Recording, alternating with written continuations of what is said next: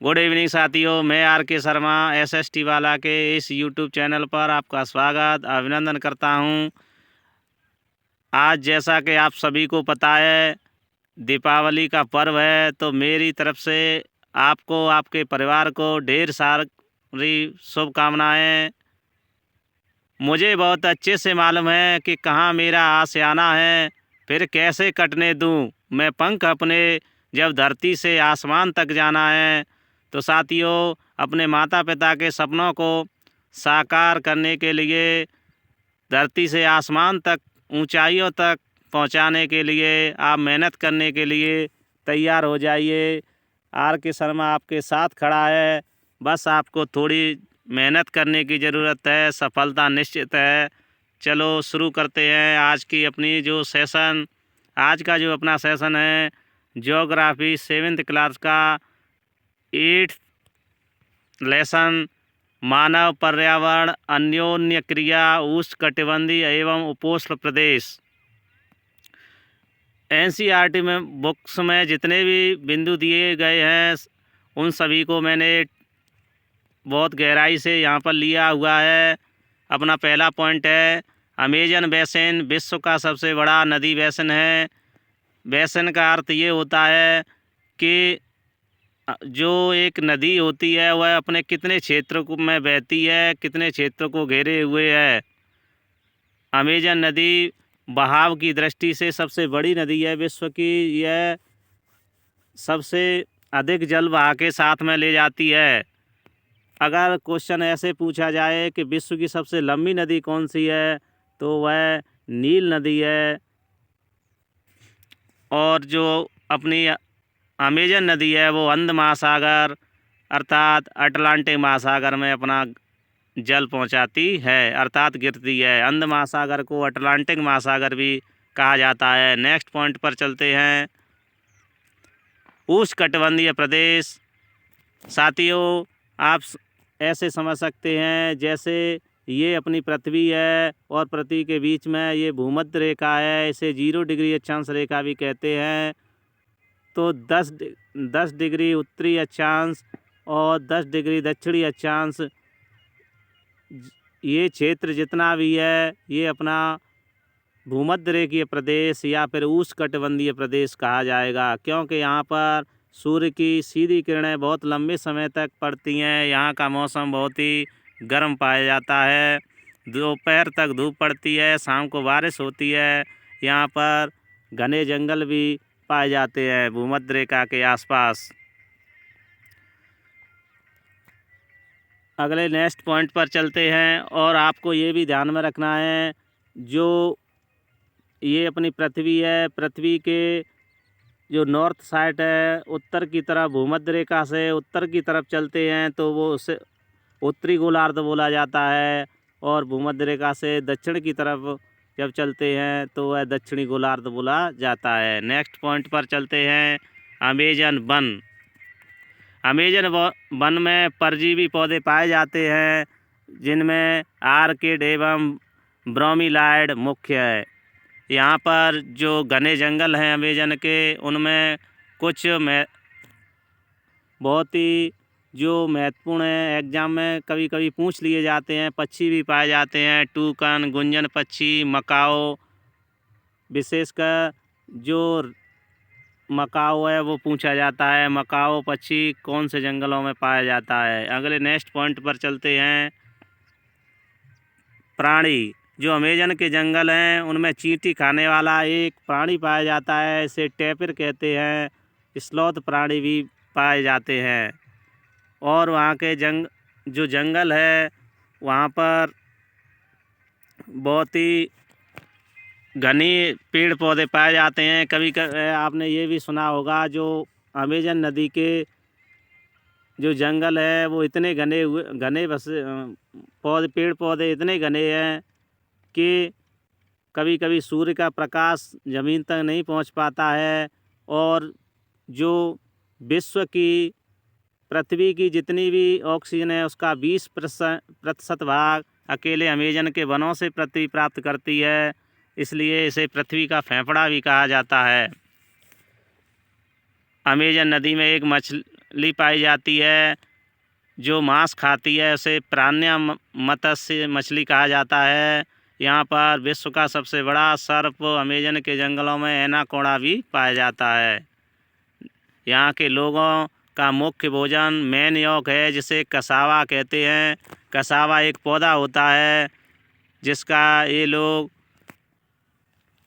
सुखा करके भून करके उपयोग करते हैं, और कभी कभी स्टार्च वाला पौधा है, इसको सुखा करके ये लोग आटा भी बनाते हैं।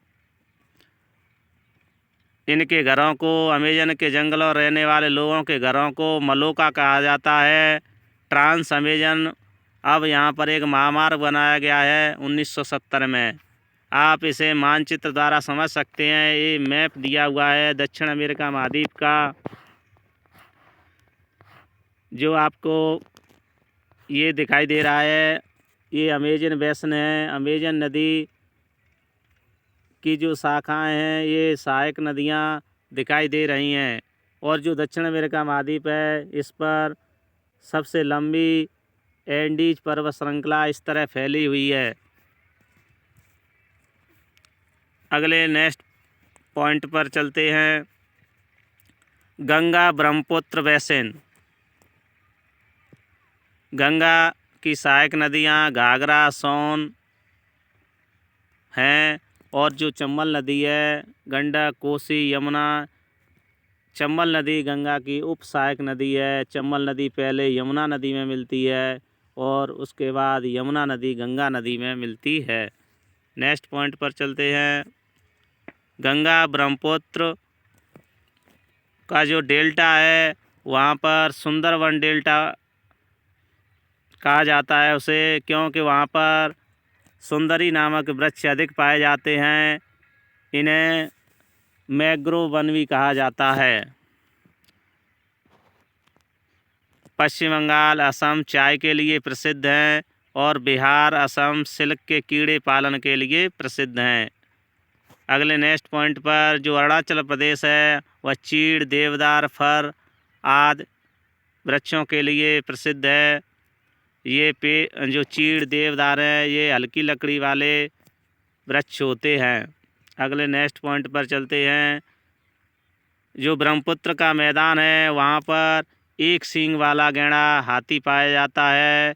यहाँ ब्रह्मपुत्र के मैदान में जो जंगल है, वहाँ पर बांस के वृक्ष अधिक पाए जाते हैं। आपको ये भी नोट रखना है, यहाँ पर इसके जंगलों में बांस के पेड़ बहुत अधिक मात्रा में पाए जाते हैं। जो डेल्टा है गंगा ब्रह्मपुत्र का, वहाँ पर बंगाल टाइगर और मगर अधिक पाए जाते हैं। गंगा ब्रह्मपुत्र नदी का ये आपको दिखाई दे रहा है। यहाँ इस नदी में जो मछलियाँ पाई जाती हैं, रोहू, कतला, हिल्सा हैं। यह अलवणीय जल है। यहाँ पर एक गंगा ब्रह्मपुत्र नदी में एक डॉल्फिन पाई जाती है, जिसे अपनी सूसू भी कहा जाता है। यह जल की शुद्धता का उपस्थिति को दर्शाती है, क्योंकि जो डॉल्फिन है, सूसू है, वह वहीं पाई जाती है जहाँ जल एकदम शुद्ध होता है। इससे ये अनुमान लगाया जाता है, जिस स्थान पर सूसू या डॉल्फिन पाई जाती है, वह जल अलवणीय और शुद्ध होता है। अगले नेक्स्ट पॉइंट पर चलते हैं। जो डेल्टा है, इसमें बेलिनेरिया हाइड्रला एक खरपतवार पाया जाता है, घास पाई जाती है, जो मछलियों का भोजन है। नेक्स्ट पॉइंट पर चलते हैं साथियों। स्वच्छ भारत मिशन 2 अक्टूबर 2014 को पीएम श्री नरेंद्र मोदी द्वारा शुरू किया गया था। यह गंगा के तट पर स्थित नगर इलाहाबाद, कानपुर, वाराणसी, लखनऊ, पटना, ये एनसीईआरटी बुक्स में दिए हैं, वही यहाँ पर ऐड किए गए हैं। और कोलकाता आपको पता होना चाहिए, हुगली नदी के किनारे पर बसा हुआ है। अगले नेक्स्ट पॉइंट पर चलते हैं। गंगा नदी के संरक्षण के लिए नमामि गंगे कार्यक्रम शुरू किया गया था।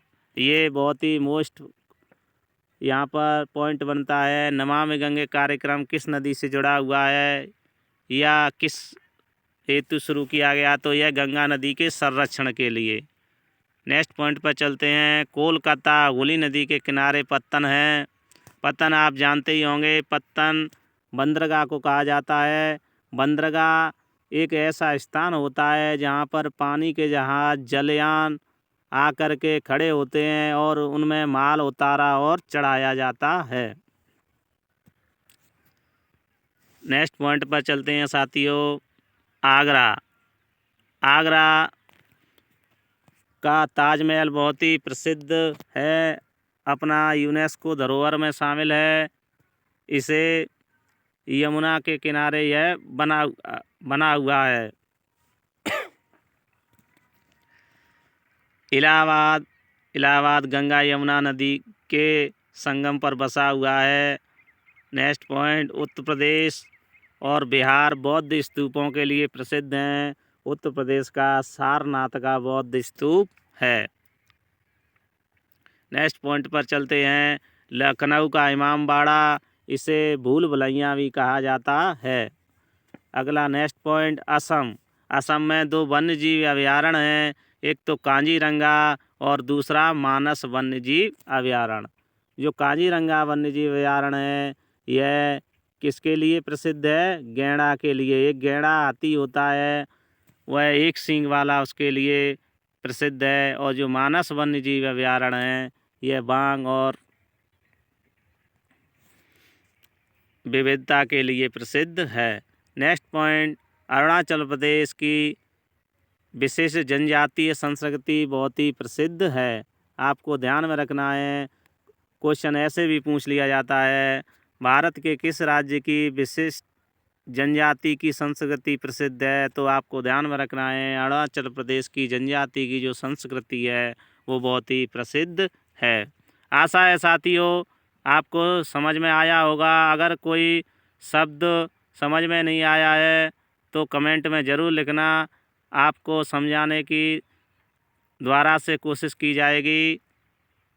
धन्यवाद।